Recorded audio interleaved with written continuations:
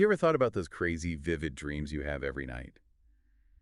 Like, what if they weren't just random, I don't know, brain stuff, but a way to understand yourself? Hmm. Like, way better. Like a key to not just your psychology, but to growing spiritually. Interesting, right? Super interesting. So, welcome to the deep dive, where we're going deep on dreams. Dreams is a portal to polarization. That's the theme today. And polarization, forget politics. We're talking about something way deeper here. Think about it as solidifying your spiritual path. Like, which way are you leaning, you know, towards serving others or more towards serving yourself? Right, right. And what's wild is how dreams can actually play a part in figuring that out. Big time. We're diving into the law of one today, specifically the teachings of Ra Yeah. and their perspective on dreaming. I'm blowing, honestly. It's light years beyond your typical dream analysis stuff. Totally. So, our mission today Mm. is to help you see those dreams in a whole new way. Not just weird nighttime things, but like a map. Yeah. A map to self-discovery, even spiritual advancement. Okay, let's jump in. First up, how dreams show us what's blocking us. This is huge.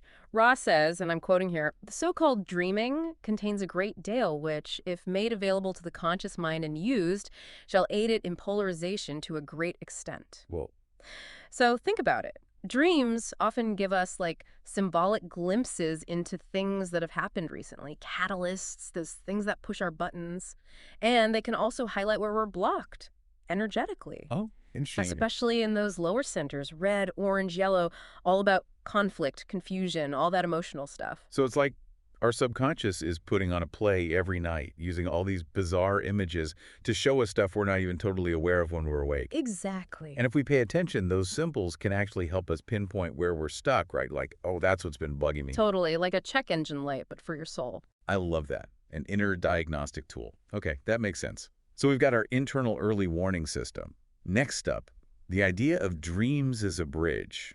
What are we bridging here? Imagine your conscious mind. It's kind of limited, especially after the veiling. Right, right. That whole forgetting thing. Yeah. So dreams, they're like this bridge that lets messages come through from deeper levels of consciousness, like much deeper. So it's like the wisdom of our higher self, or maybe even a collective unconscious, trying to talk to our everyday logical minds. Exactly. But it has to speak a different language. It's all symbols and metaphors. Totally. Ra calls it symbolic catalysts. Like those images and emotions, they hit us on a deeper level, beyond just thinking. It's like they're speaking a language we already know, but can't quite translate, at least not right away. This is so cool. Okay, now let's talk about the adept use of dreams. This sounds like next level stuff. It is. It's for folks who are really on a spiritual path. Ra says the so-called dreaming becomes the most efficient tool for polarization. The activity of dreaming reaches that potential of learned teaching, which is most helpful to increasing the distortions of the adept towards its chosen polarity. Wow, okay. Break that down a little. What's an adept? An adept is basically someone consciously walking a spiritual path. And for them, dreams become like a magical training ground. While the conscious mind rests, they can do deep inner work, connect with their higher self, even their guides. So while our bodies are snoozing, our souls are off on a spiritual retreat. That's amazing. It is, and it's especially powerful for those of us who are consciously searching, seeking deeper meaning. Right, right. And that's where the indigo ray comes in, right? Exactly. That third eye, all about intuition and inner knowing. Okay, I'm starting to see how this all fits together. So it's not just about the insights, but dreams actually have a healing aspect too. Oh, absolutely. Ra says, with the proper amount of dreaming comes the healing of these distortions. Continued lack of this possibility can cause seriously distorted mind-body-spirit complexes. And this isn't just mental clarity, it's about balancing and healing your whole energy system. It's like a nightly tune-up for the energy body. Exactly. And if you don't get enough dreaming, it can actually mess things up. So it's not just about spiritual stuff. It's about our overall well-being. This is important. Okay, so how do we actually do this? How do we start tapping into all this dream power? Well, Ra gives us some techniques. First up, dream journaling. They say, this faculty dream recall may be learned by virtue of a discipline of the recording immediately upon awakening of each and every detail. So basically, write those dreams down as soon as you wake up. Even if it's just random bits and pieces. Everything, even if it makes no sense. It's about strengthening that connection between your conscious and dreaming minds. Like building a bridge, I right? know. And the more we do it, the better we get at remembering. Exactly. And you'll start to see patterns, symbols that pop up again and again. Makes sense. It's like learning a new language. You start with the basics, then you get fluent. What's the other technique? Pre-sleep invocation. Before you fall asleep, call upon your guides, your higher self, even your magical personality. Hold on, magical personality. What's that? It's an aspect of your higher self that interacts with time and space. Whoa. So by calling on it, you're inviting that higher wisdom into your dream space. Okay, so we're not just waiting for dreams to happen, we're actively participating. The text even gives a tip for this. It does. Create a little ritual, maybe visualize yourself in robes of light or say a prayer, whatever feels right. Awesome. Now, the Law of One also talks about why dreaming became so important after the veiling. Can you explain that a bit? So before the veiling, our conscious and unconscious minds were more integrated. Dreams were probably less symbolic, more straightforward. But after the veiling, we kind of forgot our true nature, our connection to the one infinite creator. And dreams took on a whole new meaning. Ra says, it was discovered that there are as many ways to penetrate the veil as the imagination could provide. The desire to know that which was unknown drew to them the dreaming. So the veiling created this separation, this forgetting, and dreams became a way to pierce through that, to reconnect with ourselves, with the bigger truth. Exactly. And it's not just about information, it's about transformation, about polarizing towards service to others or to self. Wow. Okay, so let's talk more about dreams as an initiatory catalyst, especially for the adept. This is where dreams become super powerful for spiritual growth. Ra emphasizes that dreams aren't just things that happen to you, they're an active training ground, especially for the adept. As the mind-body-spirit complex consciously chooses the path of the adept, the so-called dreaming becomes the most efficient tool for polarization. Okay, so for someone who's actively on a spiritual path, dreams are like boot camp for the soul. In a way, yeah. And it's connected to the indigo ray, the third eye.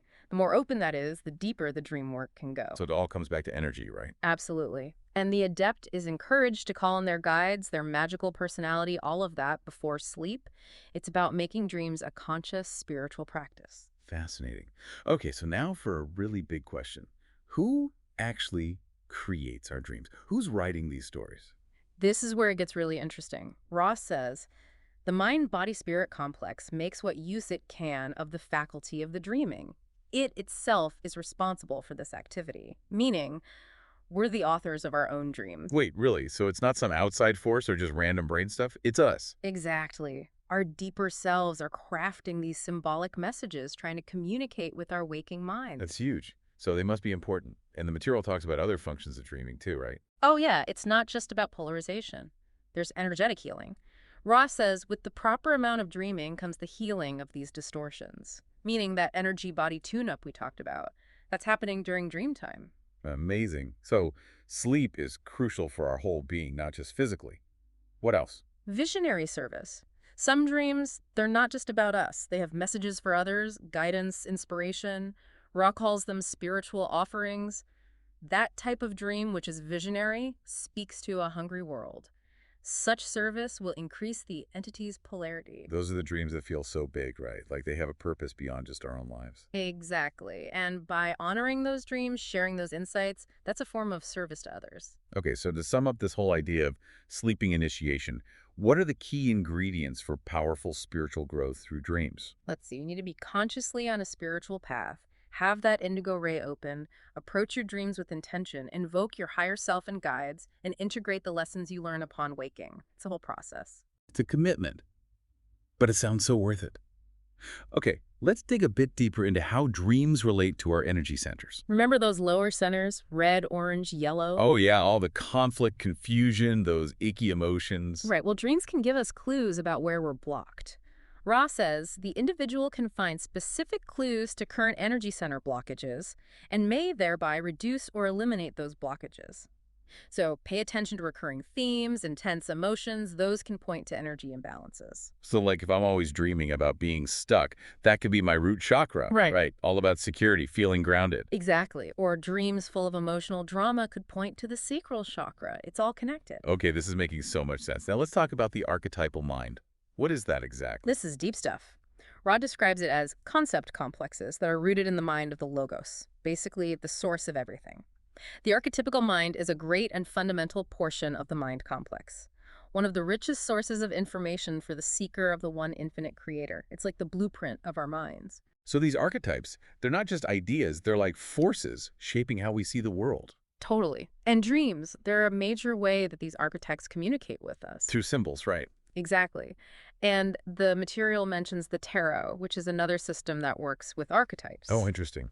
How so? Ra says the major arcana cards represent stages of spiritual evolution. Each card is an archetype. Each archetype is a significant ding and sitch, or thing in itself, with its own complex of concepts. And these archetypes show up in dreams too, but not always as literal characters. They're more like themes, inner processes. So if I dream of a tower collapsing, it doesn't mean a building's going to fall down. It's more like a symbol of major upheaval, like the tower card in the tarot. Precisely. And the matrix of mind, the magician card, represents the conscious mind, while the potentiator, the high priestess, represents the unconscious. And dreams are the bridge between them. Wow, so powerful. It's like the universe is speaking to us through these universal symbols.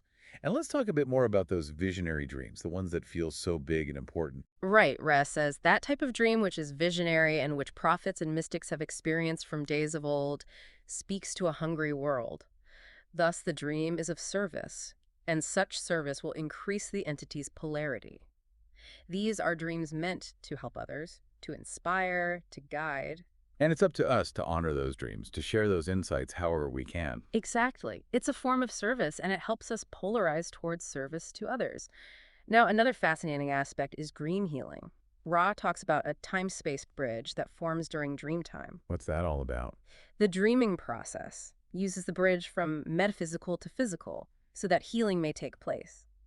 In dreams, we enter time-space, the realm of the unconscious where things are more fluid, and that's where healing can happen on a deeper level. It's like our soul goes to a cosmic spa for a deep cleanse. Exactly. The material also talks about co-creation, how our higher selves are involved in shaping our dreams. So it's not just us doing all the work. Right, Ross says, the higher self assists in further life experience programming. It's a collaboration, a way for our higher selves to guide us. So cool. Now, what about dream symbols? Are they universal? Not exactly. Ra says, in all cases, the mind-body-spirit complex makes what use it can of the faculty of the dreaming. Meaning, those symbols are very personal. So dream dictionaries can only take us so far. We have to figure out what those symbols mean to us. Exactly.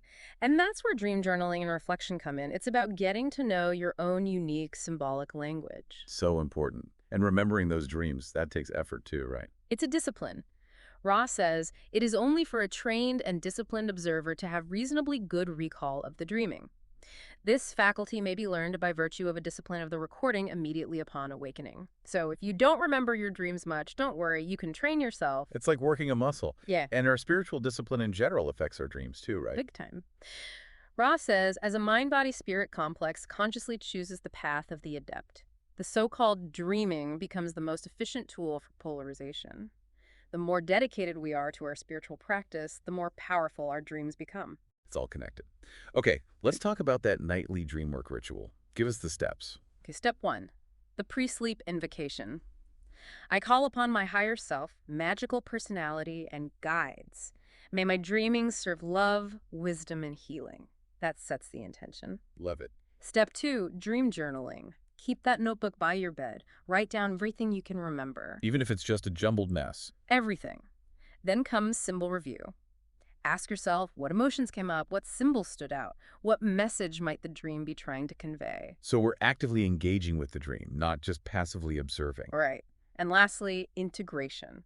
How can I apply this to my waking life? What's the lesson here? Awesome. Simple but powerful steps. Okay, now, precognitive dreams. Can we really see the future in our dreams? Ra talks about a knowing, which is prior to that which shall occur in physical manifestation in your yellow ray, third density spacetime. So yeah, some dreams seem to give us glimpses of the future. It's like our soul peeking ahead in time. But it's not about predicting a fixed future, right? It's more about preparation. Exactly. It's about being ready, energetically and emotionally. So fascinating. Okay, last but not least, what happens to dreams as we evolve into higher densities? Things get really wild. The veiling lessons, our connection to our higher selves strengthens. Dreams might even become shared experiences. Whoa, like group dreams. Maybe. And maybe we'll even be able to manifest things more easily from our dreams. Ross says, you may consider any possibility-probability complex as having an existence, so the possibilities are endless. Mind-blowing. So our dream work now is actually training us for something even bigger. It is. We're learning to use our dreams to serve others, to access higher wisdom, to heal, to connect with other dimensions. Wow, just wow. This deep dive has been incredible. So, to sum up, dreams are not just random nonsense. They're a powerful tool for self-understanding, healing, spiritual growth, and even service to others. Absolutely. So much more than just weird nighttime stories. Yeah, totally. And we encourage you, dear listener, to start paying attention to your dreams.